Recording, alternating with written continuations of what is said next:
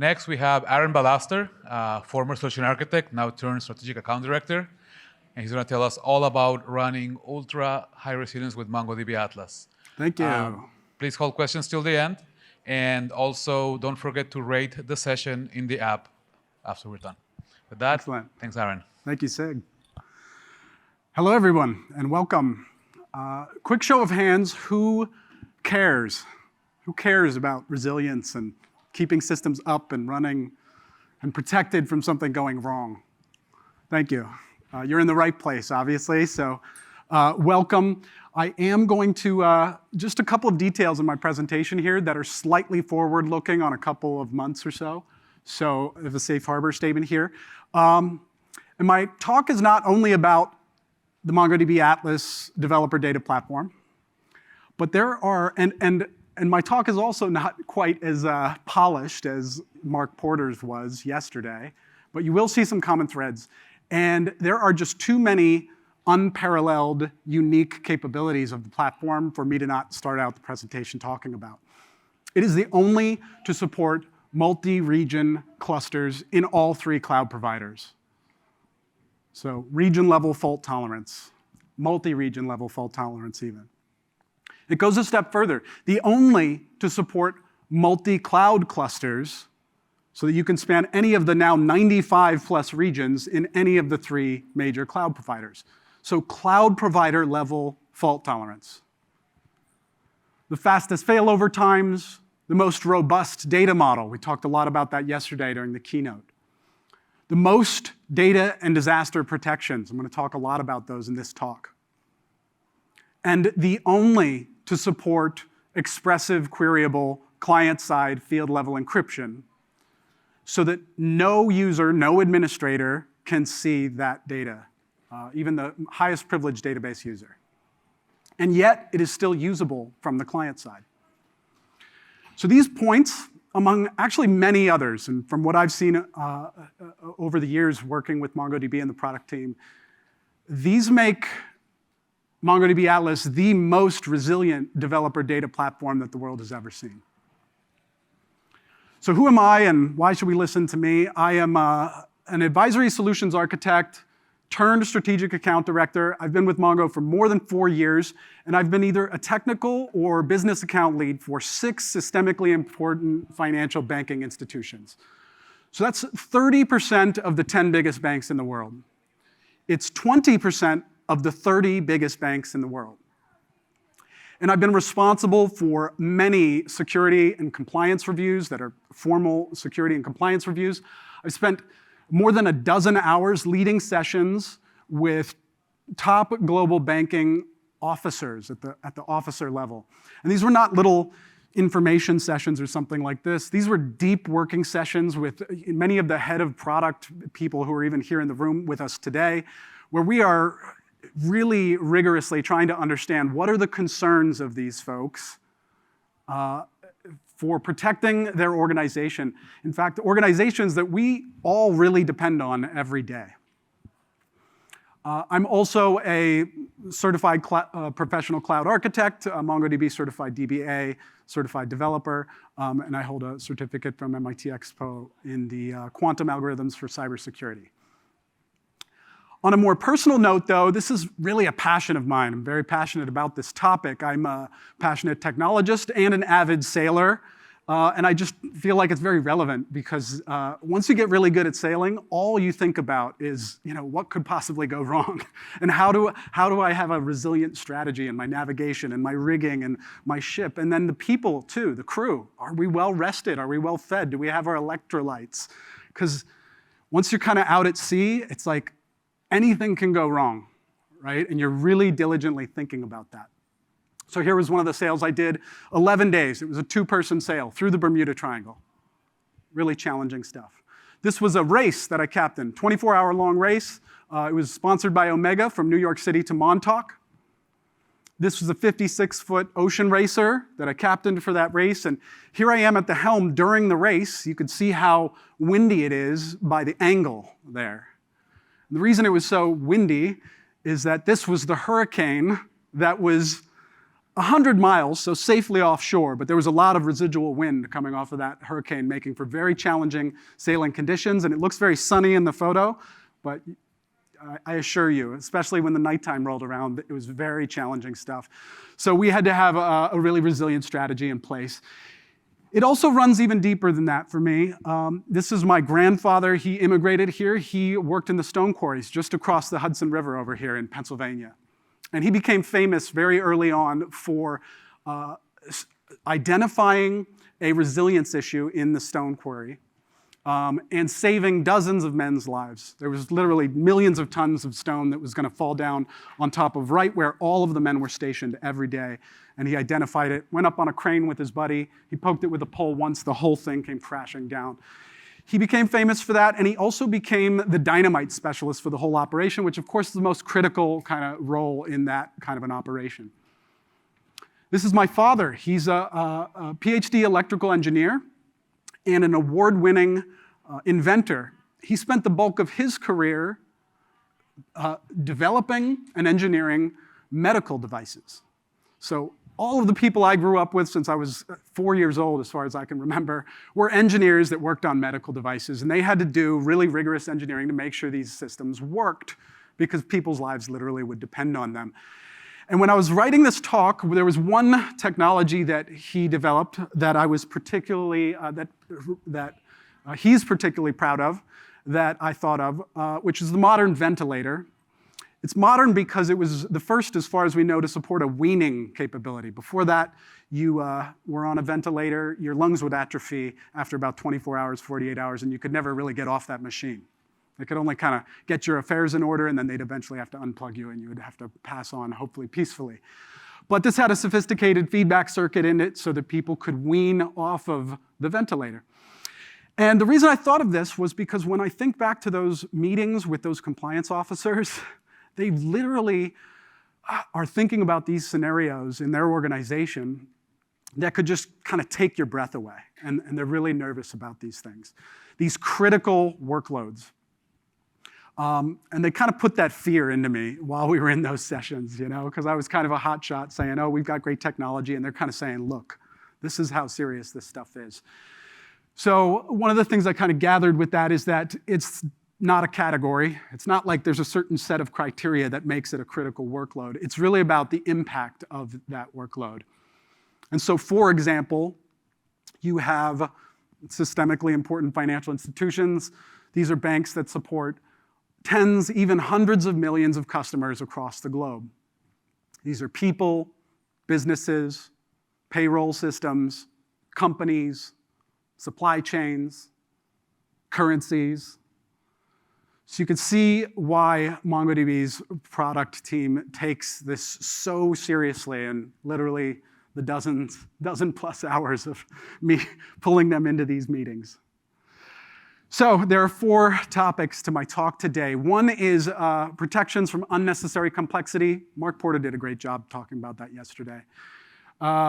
System failure scenarios, protections from that. Disasters and data corruption. And then finally, coordinated multiple cyber attacks. Insider threats, some of the hardest stuff to protect against. Protecting against people who have explicitly been granted access, right? So first topic, failures due to the complexity. You know, this is the usual stuff. This is the stuff all of our software development life cycles that your teams are driving all the time are trying to avoid. You're trying to build solutions that are elegant, that avoid points of failure. And complex data architecture is one of the first places where that happens. Data models that are built on dependencies and constraints have these weak links in them. Failure points. Leads to failures, bugs, forced retries, missed, halted, or rolled back transactions. Separately, though, complex technology architectures with long dependency chains leads to failures, bugs, permanent faults, vastly increased observability challenges, vastly increased root cause diagnosis times. Which system broke? Where did it happen? Where along the chain did it happen? How many other systems did it affect? The more of these that you have, the number of cases just explodes through the roof, right? It's an exponential function there. And then you have all the kind of chaos of the world. Most of us are in a market-driven environment. So things like capacity thresholds and user spikes and all of that kind of stuff. And whether or not we're in a position to be able to do something about that quickly, right? Obviously leads to all kinds of failures as well. So what are MongoDB's protections from unnecessary complexity? One of my favorite points is the proof that's in the pudding, which is that MongoDB is consistently voted the most wanted database in the world by developers. And they like it because it's simple to code against. They can just take the thing that they're trying to do, and they can build it with MongoDB. I'm going to talk a little bit about that. It's intuitive. There's a simplicity and elegance there. Similarly, on the distributed system side, on the high availability and the scalability, it's abstracted away. It's a whole layer of complexity that the team doesn't have to be wrapped up with, right? Trying to figure out. It's robust and it's been implemented. MongoDB's been doing it for well over a decade at this point with all kinds of customers that you guys have seen. So data architectures, right? Mark Porter talked a lot about this, and he probably did a better job, but hundreds or thousands of tables, This is what a complex, overly complex system looks like. All of those constraints and links between them can represent failure points. But why is it like that, right? It's been like that for a long time. There must be a good reason. And Mark Porter gave this talk at Deutsche Bank during one of their keynotes recently. He pulled this paper, which was an IBM paper, where they did incredible, innovative stuff, figuring this stuff out. This is where the concepts around abstracting away the physical details of where and how the data gets stored from the user. And then also it introduces the normal form for database relations, the first, second, third normal forms, and the sublanguage. Well, this was 1970. This was more than a half a century ago. And so I find it very useful to just take a step back and say, well, what's the broader context here? Because we didn't just start storing data or information in 1970, and it didn't start with computers. Of course, there was spoken language, there was writing, there was printing. And it was about 60 years ago that classical digital computing technology really emerged. In the mid-1950s, you had the TX-01. That was an experimental computer up at Lincoln Laboratories in MIT. 1959, the first integrated circuit is proven, right? So about 60 years ago. It would be 20 or 30 years before those integrated circuits matured to what they are today. Well, 8 years after that, after the beginning of classical digital computing, you had this relational database technology concept. And it was fundamentally a single server concept from that paper that I was just showing. Well, quite a bit later, only 14 years ago, so 40 plus years after classical digital computing had a chance to really mature is when MongoDB is developed. It's built as a distributed system. It's built with a rich data model. So how do we store data throughout this whole timeline? Well, pretty much for thousands of years, we stored data in documents, things like books and folios, documents. You had an unconstrained model where you could organize information in the best way for whatever you're going to use it for, including completely structured, right? If you need to structure it for your use. You could also index on anything, and you could organize into collections.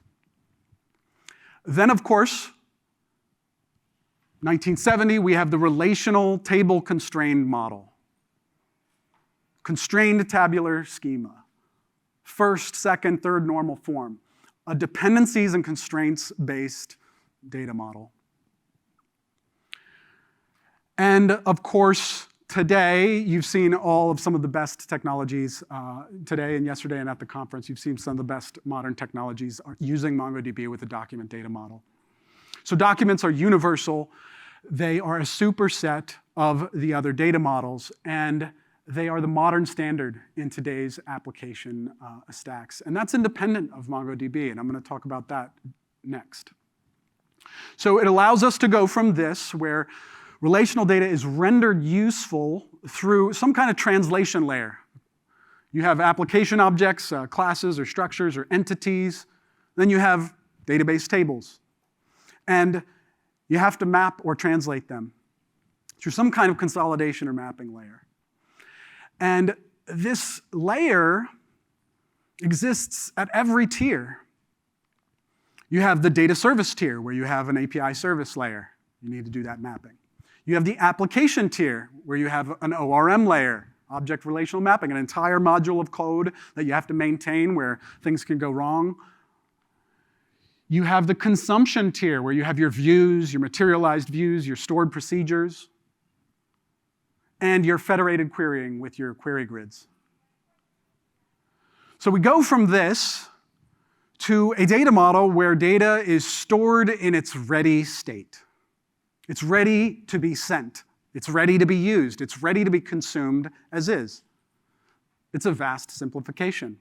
And the benefits of that simplification, again, span all of those different tiers, and it matches the standards for each of those tiers, which evolved really independently. It's not a MongoDB thing, right? The API service tier, API standards use document data, 90% JSON and 10% XML documents. The application tier, generic application objects are document-based. You've got your Java maps, your Python dictionaries, your JavaScript objects. At the consumption tier, views. Views are fundamentally document-based, right? Give me a record or records that give me all the information in one place. And then finally, unified querying uses graph data structures which are represented by documents. So we go from an unnecessarily complex data model to a streamlined one, and less things can go wrong. Similarly, on the technology architecture, we walked through this yesterday at the keynote. It looks great like this originally, maybe 10 years ago. But as things evolve, we need to start storing more data. We start adding wide column and time series to support special access patterns, graph, document. We have to handle ETL between them, and we have to handle caching. We have to get search capabilities out of this, so that's more ETL. We have to add mobile and edge computing. That's more synchronization tasks and vectors where things can go wrong.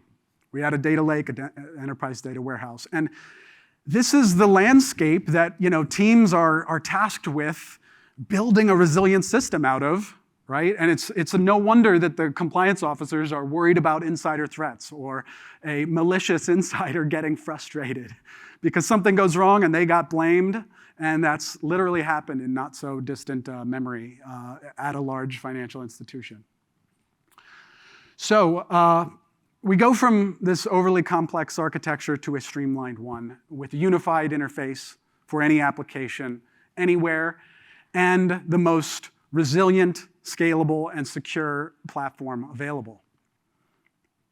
It has actionability and observability via comprehensive monitoring and alerting, isolated data search aggregation and queryability, event-driven capabilities, non-disruptive scaling and capacity planning, declarative auto-scaling, failure, disaster, and attack protection and recoverability. So that's the starting point with MongoDB, this unified developer data platform. Second topic was operational failures. So this is your hardware network failures, your server components failing, data centers going down, availability zones going down, physical disasters affecting small or large geographies, natural disasters, network cables getting severed or compromised, power systems being failed or being degraded. So what are MongoDB's protections? Well, best way to talk about this was a set of chaos testing that my team conducted and documented on behalf of one of the largest systemically important banking institutions in the world. The team was comprised of MongoDB solutions architects, consulting engineers, and the methodology that we used was Ansible scripts to force server reboots to simulate server failures. We also used Ansible scripts to force reconfigure the firewall or security groups to simulate AZ, availability zone level, and region level network partitions. And then we logged attempted operations and succeeded operations. I have a whole video on this that's 40 minutes long where I go into depth on this, and you can QR code that and watch it in your free time. But this was done while there were 10,000 banking operations per second running as the load. It's by no means a limit. It was just the requirement for this particular bank. And much larger workloads are certainly supported on MongoDB. And we simulated all kinds of different disasters on single primary MongoDB cluster, on a multi-primary MongoDB cluster. And all the red in these architecture diagrams was what went down simultaneously. So some of these scenarios having a lot of red, right? A lot of different things going down simultaneously. And the results of each of these 9 chaos tests was 0 downtime, 0 missed operations, 0 data loss, and 0 interventions.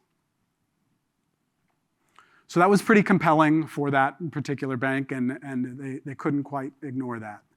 We fully demonstrated server-level fault tolerance, multi-server level fault tolerance, AZ level fault tolerance, multi-AZ level, region level, and multi-region level fault tolerance. So this is this first layer in the MongoDB Atlas data protections. Automatic 0 downtime fault tolerance. And you can configure it to your desired server level or availability zone level or cloud region level or even multi-cloud region level or cloud provider fault tolerance. You also have declarative auto-scaling here and non-disruptive scaling as part of this MongoDB wire protocol, which gives you automatic replication. It also gives you intelligent replication because you get durability and consistency guarantees. In other words, the distributed system is aware of how much data has been durably stored throughout the rest of the distributed system. So this is the operational layer that sits underneath that platform.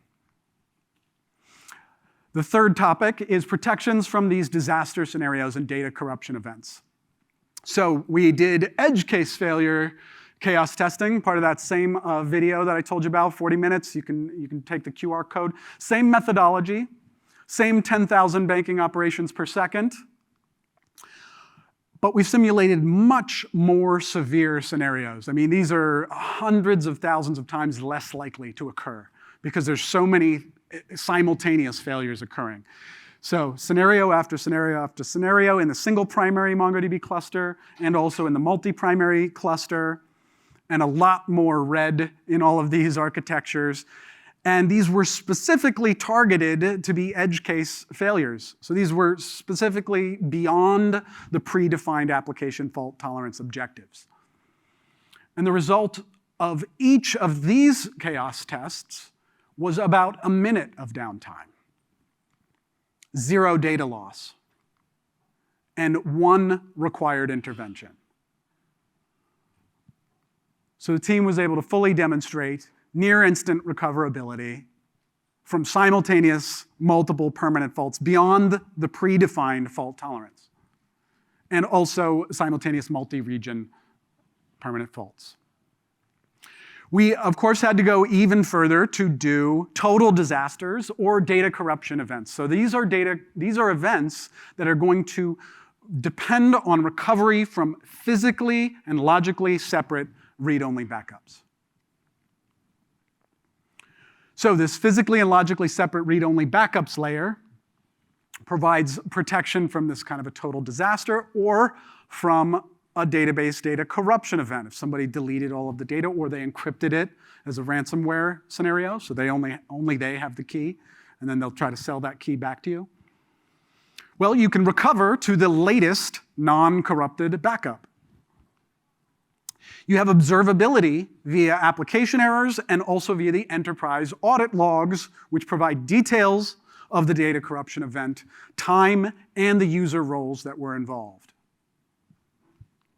You can use that information to restore the most recent non-corrupted backup to newly provisioned or secured MongoDB cluster. Now, one of our partners did some really remarkable testing on this and implementation in one of our largest banking customers. I'm going to highlight some of the results. They did a talk here at MongoDB World yesterday on this. This was implementing physically, logically separate read-only backups through IBM's safeguard copy in an on-prem data center. They proved 4 terabytes plus, and their process is not dependent on the data size, so they can do arbitrarily larger data sizes. Minimal data loss, crash consistency, so almost no operations missed for this really extreme case where there's a major data corruption event. 15 minutes recovery point objective with just taking frequent safeguard copies, and IBM can configure that down to 1 minute. We've been informed. And then 5 seconds for full restore time. Incredible result here. Full restore in near instant recovery time. So they gave a whole talk on this yesterday. Very impressive stuff. Fully demonstrated recoverability from these physically, logically read-only backups, and they're immutable. So they are protected from modification or delete by any user. Now, on MongoDB Atlas, we did some of these as well, where we have the following results. We did 20 plus data size, and similarly, not dependent on data size. There's 0 data loss, so these are consistency guaranteed. Near 0 recovery point with point-in-time restore, and about 21 minutes for the full restore. Again, not dependent on the data size.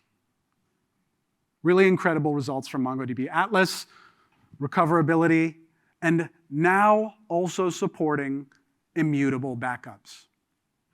Protection from modification or delete by any user.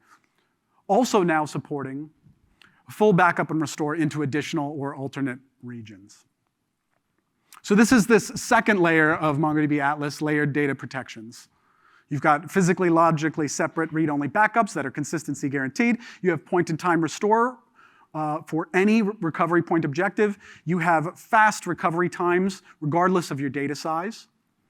You can do backups in additional or alternate regions, and you have fast restore times in any of those alternate or additional regions. And immutable data protection, so that you have protection for modification or delete by any privileged user. It applies to all the backup resources, including snapshot and the roll forward data resources used for the point-in-time restore. So this physically and logically separate backup layer. Fourth topic is coordinated multiple cyber attacks or insider threats. So in this case, we have an attack of the operational level, some kind of data corruption event, and an attack of the backups layer. So these would be coordinated or simultaneous, right? So both of those layers have to be attacked at the same time, and by definition, these are malicious, right? This is an insider kind of scenario, an attack or a cyber threat. So what are MongoDB's protections from this kind of scenario? Well, enhanced data protections for backup storage. Protection for modification or deletes by any user regardless of their privilege or role. So how does that work? How can you protect against this, that no user can do this? The data is stored in an immutable format. So the underlying physical storage hardware only supports appending and reading blocks. There's no interface for modifying blocks at all. And the mechanism is such that when all of the storage has been saturated, the writers kind of loop around. I'm oversimplifying a little bit, but you can imagine them kind of looping around to then overwrite the oldest blocks. But of course, saturating all of the storage takes a long time, and so this provides a window of time where you have protection. You have protection where no user can delete. So backup data within that protection window is protected from modification or delete by any user, regardless of their privilege level. There's a third layer in the MongoDB Atlas layers of resilience, which is the external archive layer and this immutable option is available in both the backups layer and the external archives layer, which is with the cloud provider, by the way. So in the external archive layer, it's physically, logically separate from the others. It's stored in a customer S3 bucket, customer owned, completely outside of MongoDB Atlas. You can get up to hourly frequency for a 1 hour RPO on these archives. You can restore anywhere using a command line utility, and you can parallelize that to meet your RTO objectives. And you have a multi-region option from the cloud provider and the data protection option from the cloud provider.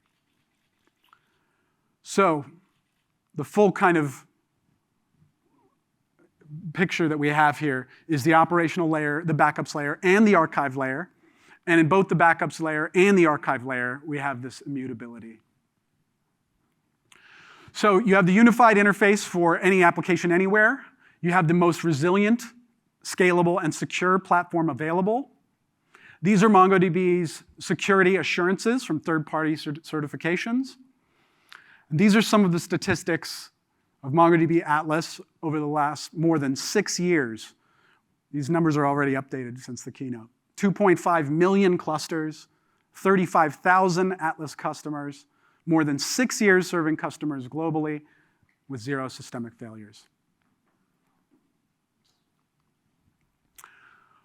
Thank you for joining my talk, and I wish you all smooth sailing.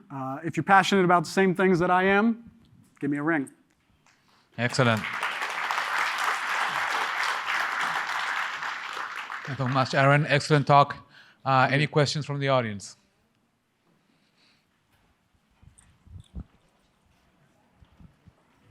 Hi, thank you for the great session. My question is, when you mentioned 0 downtime, I believe like it is a single master cluster, and if the master goes down, then it takes few seconds to get elective. Yes. So how did you achieve the 0 sec?